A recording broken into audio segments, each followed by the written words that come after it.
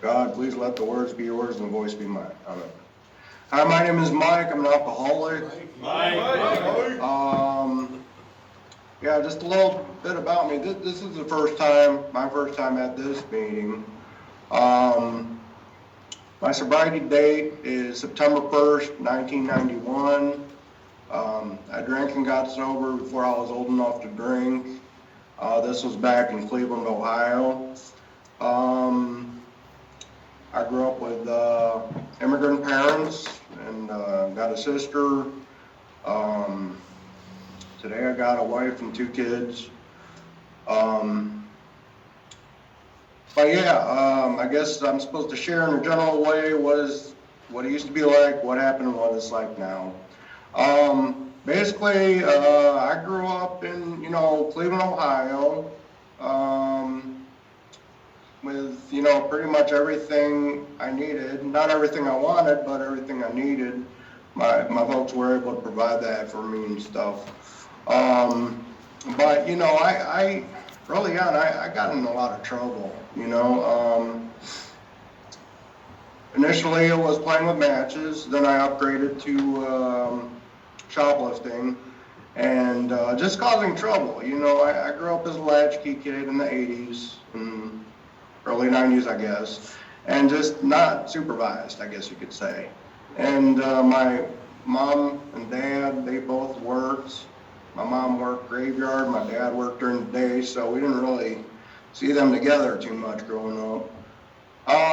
But yeah, I had my first drink at the age of 14. Prior to that, I was smoking cigarettes and stuff. And, at that time, I was running with basically a, skateboarder, punk rock crowd of misfits,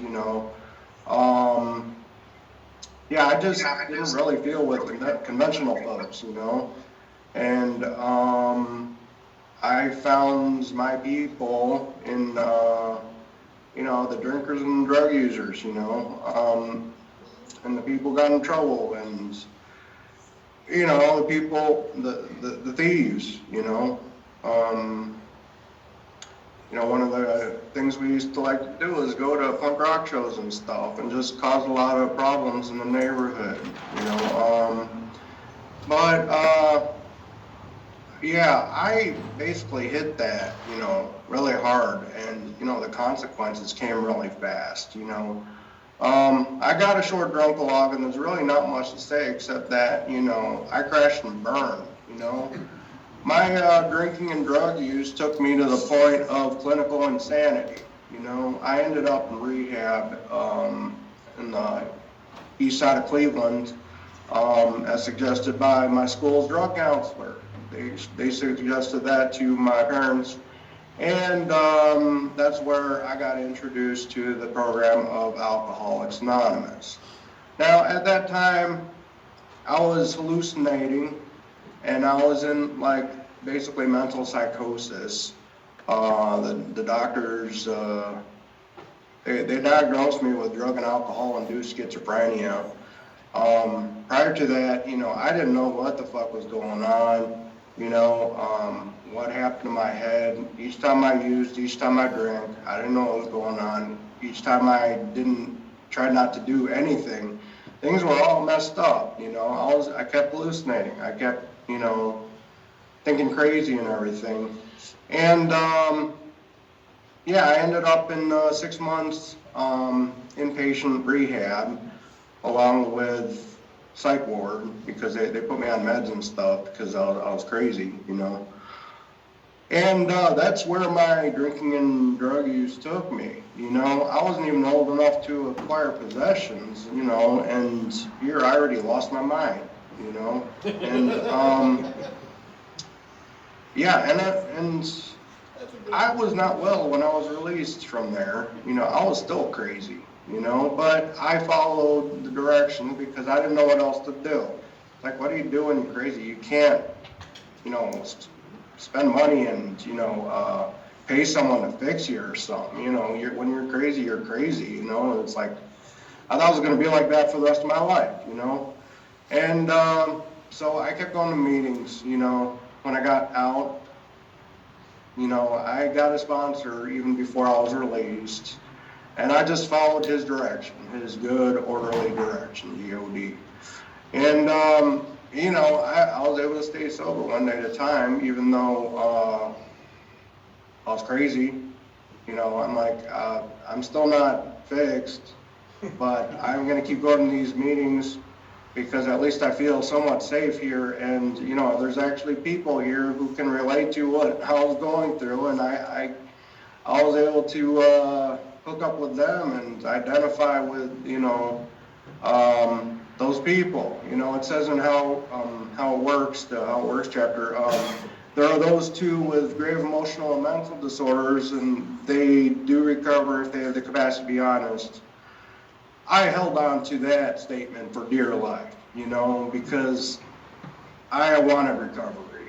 I didn't want crazy. I didn't want to go back out drinking and drugging no more. You know, it just got me in a lot of trouble and it messed up my head. And yeah, I was able to, actually I was able to come back, you know, actually after 3 years of being sober and crazy. I was cleaning up ashtrays at my home group. This was back when you could smoke at the meetings. I was cleaning up ashtrays in my home group, and I suddenly realized that I was back, you know. There were no men in lab coats out in the parking lot out to get me. There were no monsters coming from the walls. There were no voices. I was actually here, you know. And for me, that was like a big spiritual awakening for me. At that point, you know, there was no turning back for me. I'm like, man, this thing fucking works, you know. And, you know, I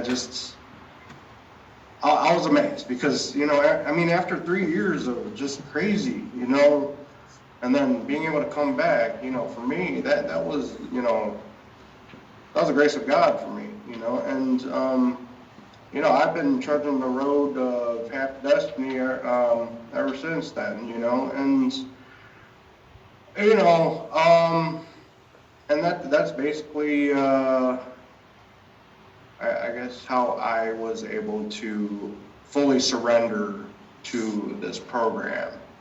And, you know, it took me 3 years, but, you know, I had outside issues, you know, my mental crap going on that kind of prevented me from that. But you know, I guess what was suggested to me was, since this is the 4th month, we have topics here where we talk about, one of them was the 4-step inventory, and I want that to be the topic tonight.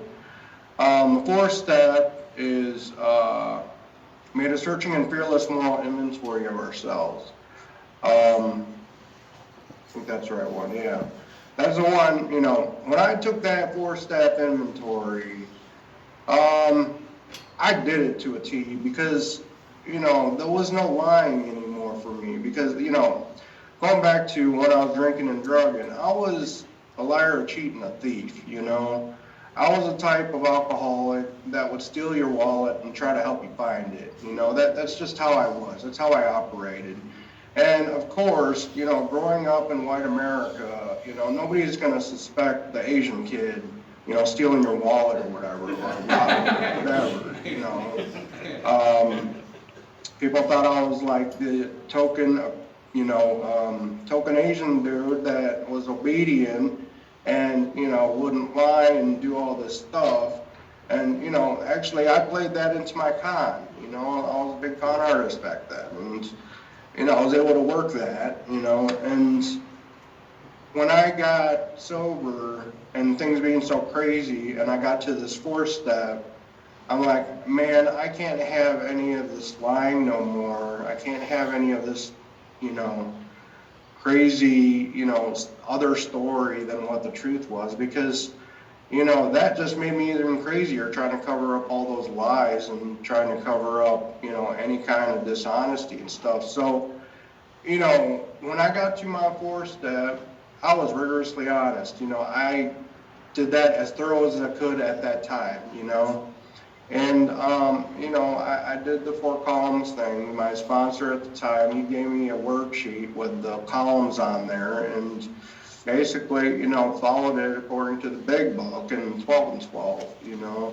did the columns, and the important one, my part in it, I got to look at that, and I never did nothing like that in my life. I never did no inventory or anything, and I never really looked at myself. It was all just kind of like, well, this is what I do. I don't, I don't even remember it, except for like some of the lies I needed to cover up for and stuff.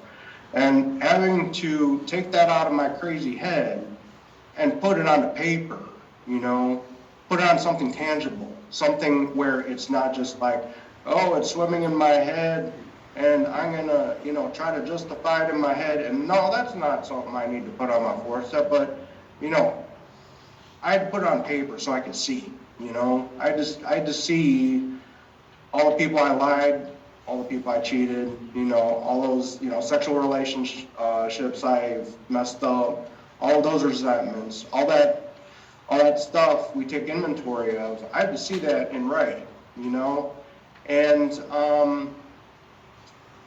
for me that was hard. I'm not used to looking at myself, well, especially back then.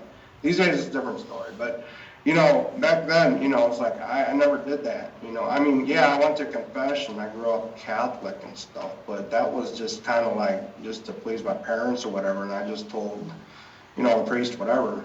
But having to look at myself for who I am and what I did and my part in all of that, man, that was something, and thank God I, did it the best I could at that time. I was 18 at the time. I turned 18 in rehab. And, thank God it was thorough because, later on when I continued to stay sober, more stuff was revealed to me, and those were added to my 10-step basically.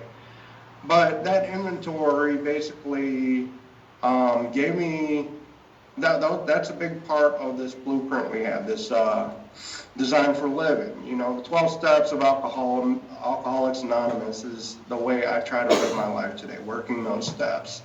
And inventory that we learn in the 4-step is a very big part of it because, I left home my own devices, left to just doing what I want to do, and I'll end up doing those lying, cheating, and stealing, and being a dishonest person, and not looking at myself, and weaponizing,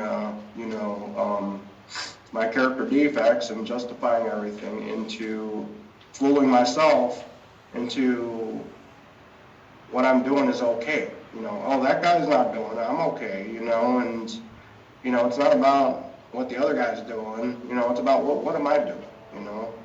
Am I really looking at myself truthfully?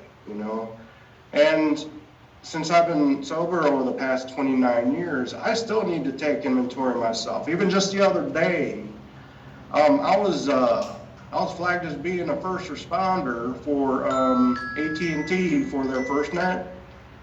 And the thing is, the salesperson at the store, he's like, yeah, you qualify for this. I'm like, okay. And I got that deal anyways. And, my son, I told the family about it. And my son's telling me, hey, Dad, you're not supposed to be getting that anymore, are you? Because you're unemployed. You lost your job in September.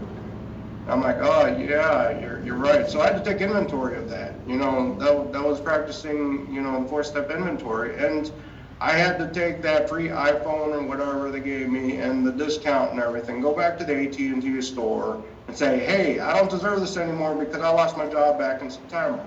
That's part of working that inventory that I learned, from the first time I did it when I did my 4-step back when I was newly sober. Since I've been sober, I've done numerous 4-step, and I think it's a tool that really needs to be kept sharp for myself because I know that if I don't check myself, I could get out of hand, But anyhow, it looks like my time's wrapping up, and I'm going to open this up for discussion. Okay, let me read this here. This is a topic discussion meeting of AA. Please keep your share related to the topic and how it relates to the AA program. We ask that you limit your sharing to 3 to 4 minutes. The topic of tonight's meeting is the fourth step.